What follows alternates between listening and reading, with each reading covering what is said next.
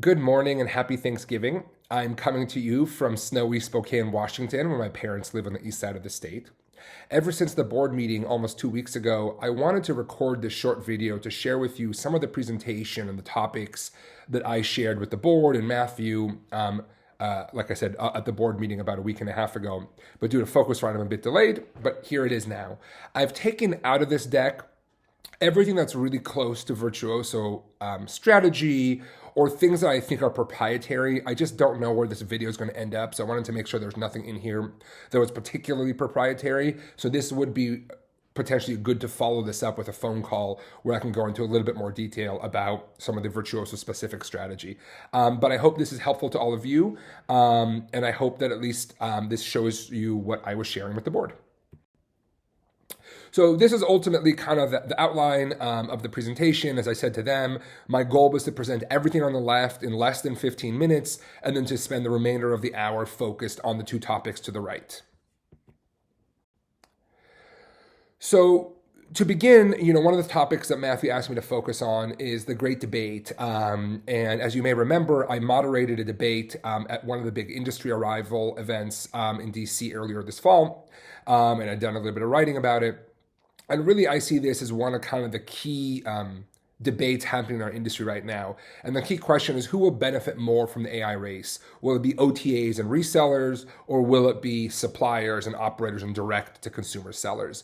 And ultimately, the honest place where I'm at is I don't have a bet here. I don't know who's going to win this yet. I think it's really early. And ultimately, if I'm to get to the end, I ultimately think that the best indication of who's likely to win are the people who are adopting technology and iterating and learning right now, as opposed to where you stand in the supply chain.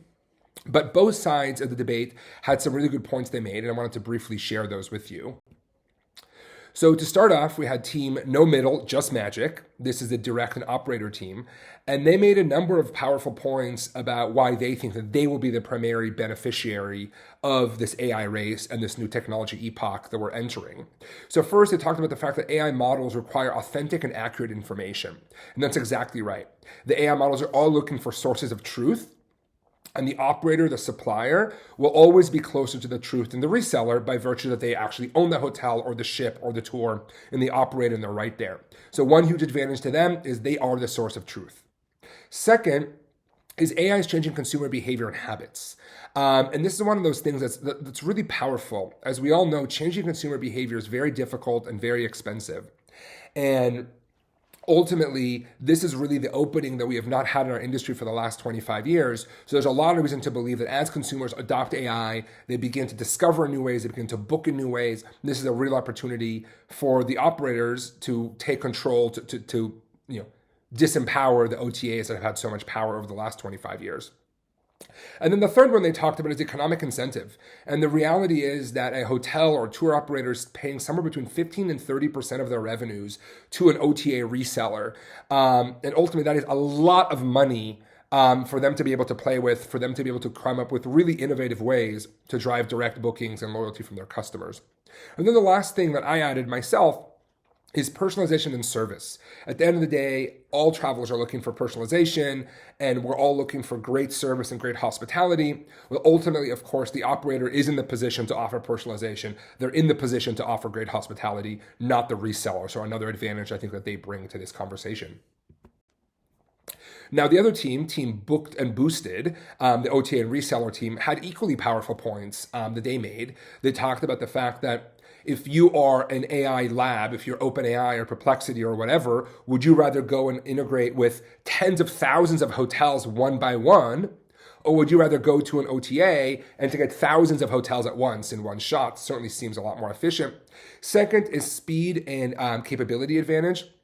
The reality is the OTAs won the World Wide Web, the Web 1.0 race, they won the mobile race, they won the SEO race, and of course, if we're going to let history be an indicator, there's reason to believe that they might win the AI race as well. And then the last big strength I think the OTAs have is trust and verification and customer service. At the end of the day, as a traveler, as a consumer, if the hotel sucks, if the tour guide doesn't show up, et cetera, the person in the best position to help me is a large reseller with ability to do recourse, to do insurance, to do refunds, and is probably in a much stronger position to help me out than a small hotel or individual tour operator is. So, like I said at the beginning, it's really hard for me to tell who's going to win. I think a lot of this will go down to innovation and technology adoption, but this is a raging debate in our industry, and one that I think is important for us to be aware of. The last thing I'll say on this front is you guys probably saw about a month ago, OpenAI had their developer day where they announced a lot of new things. And I really encourage you to go watch the 45-minute keynote that Sam Altman did about the future of apps inside of GPT. This is something I think we should be talking about at Virtuoso as well. But the point I want to make here is that if you look at the first apps, the first partners they brought into this ecosystem, they're all aggregators, and many of them are from our industry. Booking, Expedia, OpenTable, The Fork, TripAdvisor, Uber, all of these are classic companies in our space. And you'll see some of the other ones like DoorDash and Instacart that are entering our industry as well due to the horizontalization of travel that I keep talking about. So the point is a lot of these people are coming. And so far, OpenAI has chosen to work with aggregators, and something we should be thinking about from our vantage point. Okay. Next, there's a lot of innovation and new ideas in the realm of loyalty and loyalty marketing. And again, this deserves a much longer conversation than these 30 seconds, but this is something we should be paying attention to. Of course, our friends at Built are some of the America's leaders right now in building a new age loyalty program, and so far have seen a lot of success there. But there's so much innovation in this space. We've seen subscription loyalty programs like Ennismore's, which they call the disloyalty program, where effectively you pay a fee up front to get all the benefits of being in the loyalty programs rather than having to wait years and years and earn points slowly like you do in historical programs, which is this really interesting way to grab someone up front and to give them a huge incentive to give you all of their bookings, all of their business up front. A lot to study there. There's personalization amenities-based programs. There are new players coming into the space. There's piggyback programs like restaurant loyalty that's piggybacking off of airline loyalty, where you get the rewards from the airline, points to go to specific types of restaurants. And then, of course, we've seen a lot of kind of cashback, crypto, and other kind of discount-based programs as well. A lot happening in this space, and certainly something we should be paying attention to. One other thing we spoke about briefly at the board meeting, this is really what comes up in my conversations with startups and with venture capital investors all the time, but it's the shifting power of business modes. And it seems to me that there's a lot of business modes that have been incredibly powerful and dominant over the last couple decades that are losing their power. Things like access to commoditized inventory, access to broad generic data, the size of engineering team, your historical code base, your UI UX, all of these things were real moats in the past. It was really hard to get access to inventory. It was really hard to build code. It was really hard to hire good engineers. But at the end of the day, with AI-generated code, with no code, with AI employees, with all of these other things, with APIs becoming much easier to integrate, all of these moats are losing their power.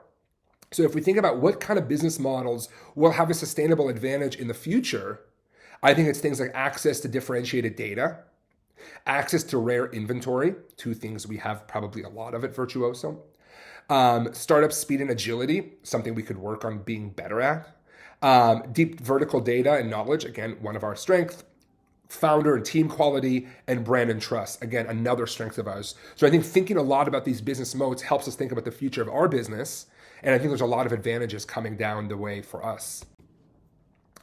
Lastly, the build versus buy math is changing. And as you probably know, over the last 25 years, all the smart companies bought instead of built. And when I say bought, I really mean licensed technology instead of building technology in-house. And I think that math is beginning to change. Now, it's hard for me to tell exactly how far it's going to go, right? Most companies will never develop their own server capabilities. AWS is just fine. But when you look at things like Salesforce, at these kind of line of business applications, you have a real question of, can I build a version of this myself? It's going to be significantly cheaper, and it will probably have features that are more personalized to me and my own business versus taking something that's already off the shelf.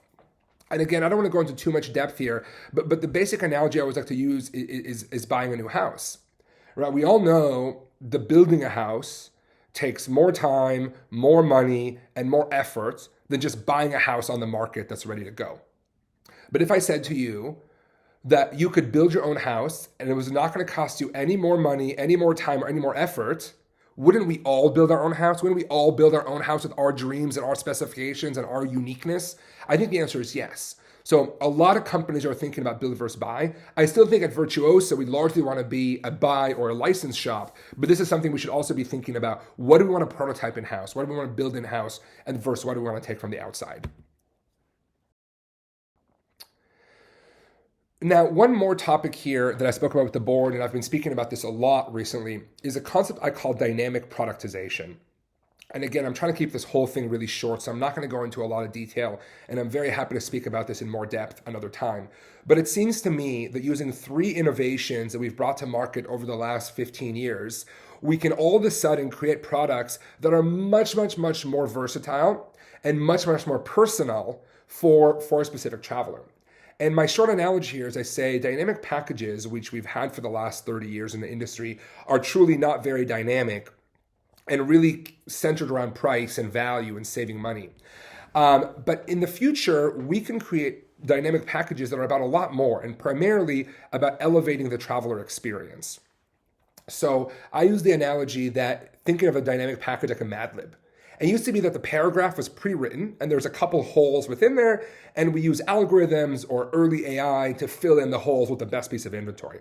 What I'm suggesting we can do now, and it's a lot more like what a really high-end travel advisor or DMC could do, is we create an entire trip beginning by writing a story based on the information we have about this traveler and their companions. And then we fill that story in using these 3 trends. Those are new types of hard product, drop ship capabilities, and AI-powered storytelling. So the first category, new types of hard product, I'd like to use 2 examples here. First is Lufthansa's new business class. As you probably know, about a year and a half ago, Lufthansa unveiled a new business class configuration. Each sub-cabin has 14 seats. In those configuration of 14 seats are 6 different configurations of seats. There is one that's really good for privacy. It's a little bigger and the walls are taller. There is one for family of 4, where your tables face each other. You can watch TV together on the wall and eat together in a pod. There are 2 different kinds of couple pods. One for romantic couples, where the beds are together and the tables are apart, and one where the tables are together and the beds are apart, for friends or colleagues or whatever who still want to travel together. So what are they doing? They're saying in the same physical space, I can offer you 6 different experiences based on your preferences and needs. The other example I like to use here is Marriott. 25 years ago, Marriott had 7 hotel brands. Today, Marriott has 36. Each of them catering to a slightly different customer and a slightly different use case, creating much more versatility and options in hard product. And we can go into luxury, into wellness, into food and dining, and there's just a proliferation in many more choices in hard product. Second, we have dropship capabilities. Using Amazon Prime, DoorDash, etc., we can have a specific product meet a specific person at a specific place in a specific time, effectively anywhere around the world. Using these products to enhance the experience, to elevate the experience, and to add more personalization into the experience. And of course, the last example is AI-powered storytelling. So let me give you a concrete example. My daughter Rosie loves princesses. So let's say we want to take a trip to Europe as a family. Well, when the van comes and picks us up at home, there could be an AI-generated video that's been dropped in the van that tells us a story about our itinerary and all the amazing princess things we're going to run into when we're in Europe. When we get to the airport, it will select seats for us, not just 4 seats together, but the right set of 4 seats on Lufthansa where me and my family can eat together and watch TV together. When we get to Europe, it can select the right hotel from the huge proliferation in the number and style of hotels available.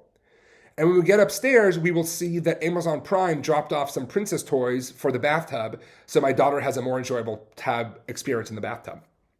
The next day, our tour guide picks us up, and AI sends him over a bunch of fairy tales about princesses that happen in that city that he or she can incorporate into the history tour that we're going on to make sure that my kids are still engaged. Now you get what I'm saying. I can go on and on and on and show you how every element of the trip has been customly put together and made for me and for my family. Now, of course, if you think about that whole example I gave you, only one element of this had a new hard cost. That was the princess toy that was dropped at the hotel. So we're talking about a hard cost increase of $10, maybe $20. But my sense is that the perceived value increase for me, the traveler, is dramatically higher than the hard cost of delivering this experience. And that's called margin expansion. And margin expansion is what all of us are looking for. So again, I think we should spend more time thinking about this as a company, as in an industry. But I just want to say the dynamic future is coming, and dynamic products create win-win-win outcomes. Better trips for the traveler with more personalization, increased margin for those selling the travel, so more money to be made, and the benefit of spreading the value of tourism economics to more businesses and more places around the world. The win-win-win we're all chasing. Okay, now let's zoom in on agentic AI for a minute here. I want to begin by stating the obvious, which is for us as an industry to make meaningful progress, we need to be really precise with the way we think and talk about these things. Otherwise, we'll find ourselves spending the next 25 years as technology laggards again. So to start really simply, I wanted to find a lowest common denominator for agentic AI. And it seems to me that the basic elements of this definition have to do with the fact that there are autonomous agents working in concert, right, individually, working together as a team to accomplish one overarching goal. If it's not multiple agents working together, it's not agentic AI. It's just an algorithm or Gen AI or something else. And there's nothing wrong with that. Gen AI is awesome. Algorithms are great, but it's just simply not Gen AI. So to begin with the basics, an agentic system must have multiple agents operating individually at once to together accomplish an overarching task, something that would be much more difficult for any one of them to accomplish on their own. And you guys have already heard me talk about the fact that there's two visions for the future of AI, the everything agent and the swarm model. At this point, I think it's very certain the swarm model is going to win. There's also the latest episode of my podcast, which is just about Gen AI and the swarm. So there's a lot more information in there if that's something you want to learn more about. But the end of the day, the swarm is really good for industries like ours and for businesses like ours because they're collaborative in nature. They can be built slowly over time. Not everything has to be ready and perfected up front to be able to utilize it. And it brings in a lot of information, a lot of capabilities that no one business in our industry is likely to have all of at once. That's why it's so good for our industry and why it's even better for a network like Virtuoso that has collaboration and sharing and data already at the core. And lots of people have heard me talk about the example of the travel concierge. This is a new example I put together for a smart tour and an AI swarm helping a tour guide. Again, if you want more on this, there's a blog post I put on LinkedIn that goes much deeper into the way I see swarm AI being used within tours and activities as well. Now, this is, I think, the last thing Matthew asked me to bring up in the conversation. I have a few more things to say, but the last thing Matthew asked me to bring up in the conversation here is about the way the top of the funnel is being reshaped in the DIY sector. And there's three innovations that I'm paying close attention to. First is micro niche OTAs. Second is member-based travel clubs. And the third is AI native travel agencies. These are all kind of different iterations of companies going after what I call the homeless 9%.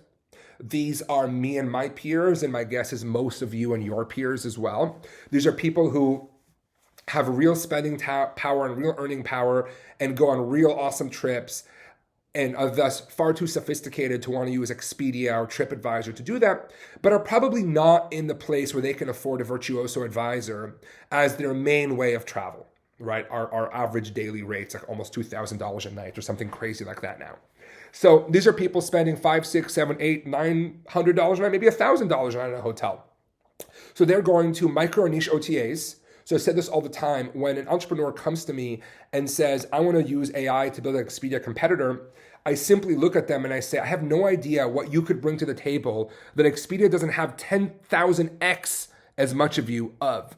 However, if you say that you want to be an OTA that focuses on hiking in the Pacific Northwest, then I could say maybe you could have enough proprietary content, data, inventory to make an offering that is really appealing to the consumer.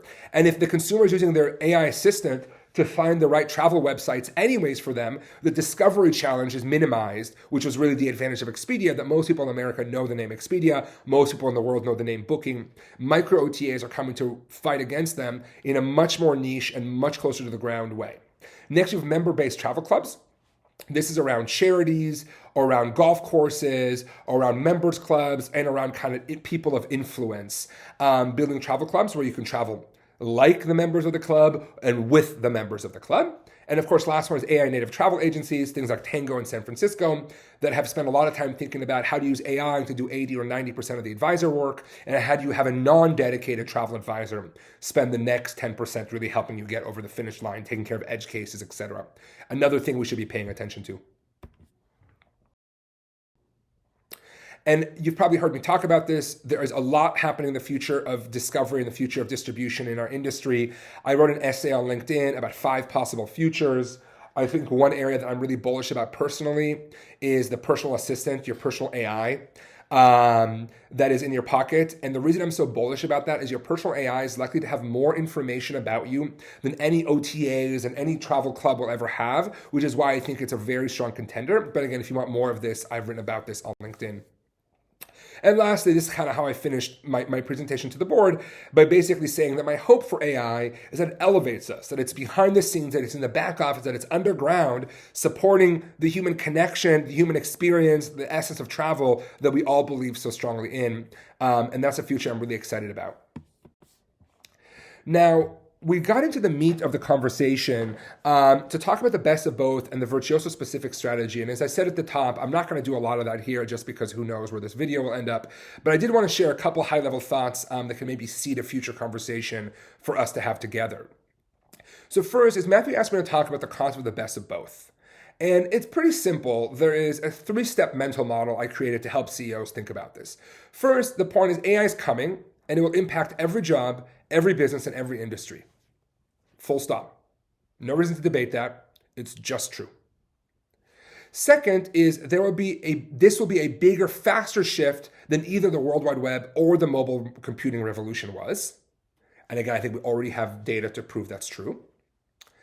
And then lastly, in a world of ubiquitous AI, the human connection and human touch will be the best differentiator. I know that we all believe that to be true.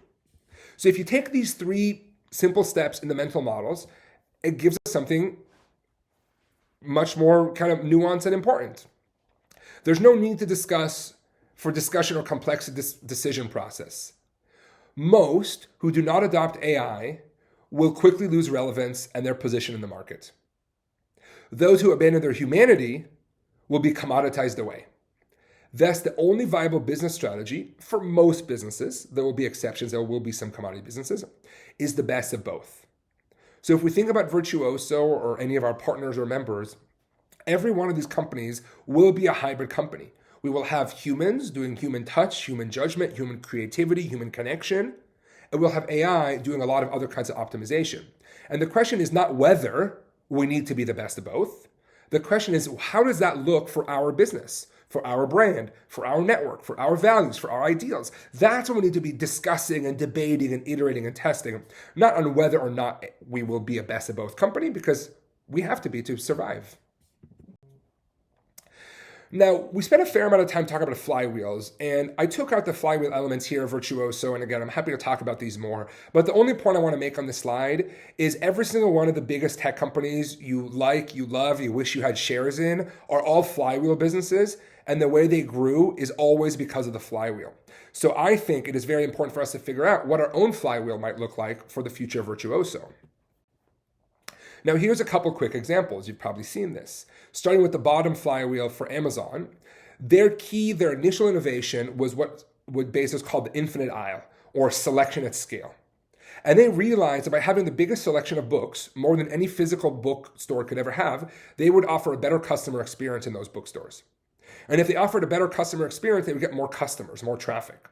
And if they got more customers and more traffic, they would get more sellers, more booksellers at first, to put their books on Amazon, which would make the selection even bigger, which will lead to an even better customer experience in a virtuous cycle, spinning faster and faster as they work on selection, as they work on traffic, as they work on customer experience. Every one of these improvements supports the spinning of the flywheel.